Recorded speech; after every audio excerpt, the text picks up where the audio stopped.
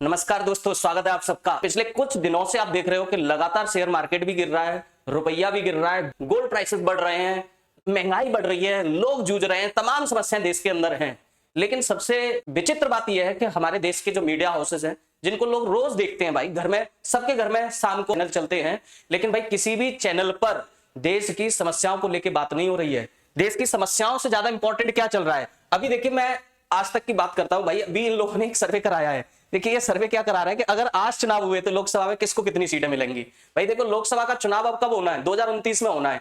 2024 में हुआ था, मोदी जी जीते, प्रधानमंत्री हैं देश के। 29 में चुनाव होना है। ये उसका अभी से सर्वे करा रहा है। ये कह रहे हैं कि देखो एनडीए को 343 सीटें, भरपूर, मतलब हवाबाजी, सीधा सीधा, कुछ भी नहीं। ना ये बात कर रहे हैं कि भैया देश में रुपया क्यों इतना गिरता चला जा रहा है। डॉलर के मुकाबले अब भारत का जो रुपया लगभग 87 रुपए के आसपास है। वही अगर हम शेयर मार्केट की बात करें, पिछले 8 महीने से लगातार शेयर मार्केट गिर रहा है। लाखों करोड़ों रुपए डूब चुके हैं अब तक। फॉरेन इन्वेस्टर पैसा निकाल के भाग रहे हैं।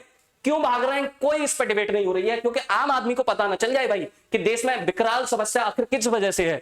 अभी आप देखिए कि एक और नई चीज, अभी भारत अमेरिका को लेकर काफी बातें चल रही है।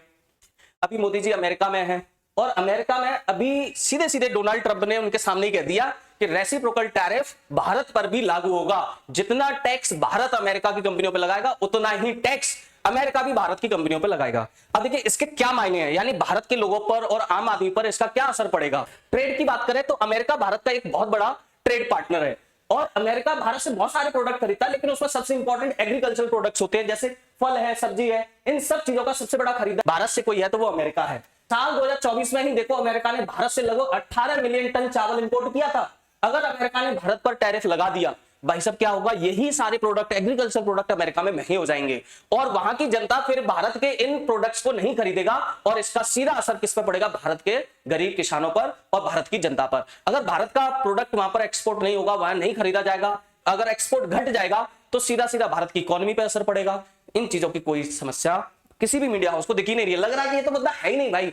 आम जनता को उनकी समस्या से रिलेटेड बात ही मत करो, उनको पता ही मत चलने दो कि तुम्हारे दुख दर्द तुम्हारे इस वजह से है। भाई देखो ये हो रहा है, इसकी बात नहीं करेंगे। गोल्ड की बात कर लीजिए भाई साहब, गोल्ड ना अपने उच्चतम स्तर पर चला गया है, यानी आज की डेट में शायद 86,000 रुपए के आसपास है और ये बताया जा रहा है कि 1 लाख को छूने वाला है। यानी 2024 में, जनवरी 2024 में 62-63 हजार के आसपास था गोल्ड का प्राइस। एक साल के अंदर, जनवरी 2024 से जनवरी 2025, यानी फरवरी 2025 से एक साल के अंदर इस गोल्ड प्राइस के लगभग 22-23 हजार रुपए बढ़ गए। 85-86 हजार तक पहुंच चुका है गोल्ड। क्यों पहुंच रहा है? कोई बात नहीं होगी इसके लिए। क्या सरकार जिम्मेदार नहीं है? सरकार की कोई पॉलिसी है कि नहीं इस चीज को बचाने के लिए? किसी की बात नहीं होगी। रुपया भाई साहब अपने निम्न स्तर पर चला गया है, 87 रुपए के आसपास है। सोचिए, अब आप खुद निर्णय लीजिए कि भैया ये जो सर्वे हो रहे हैं, क्या ये आप लोगों को गुमराह करने के लिए नहीं है? इस सर्वे की क्या अभी कोई आवश्यकता थी? क्या इस सर्वे से किसी के दुख दर्द कम हो रहे हैं, या सिर्फ भोकाल बनाया जा रहा है? आप लोगों को गुमराह किया जा रहा है कि भाई ऐसा ही होगा और आप इसमें बिजी रहिए। बस आप निर्णय करिए कि ये सब चीजें क्या है। धन्यवाद।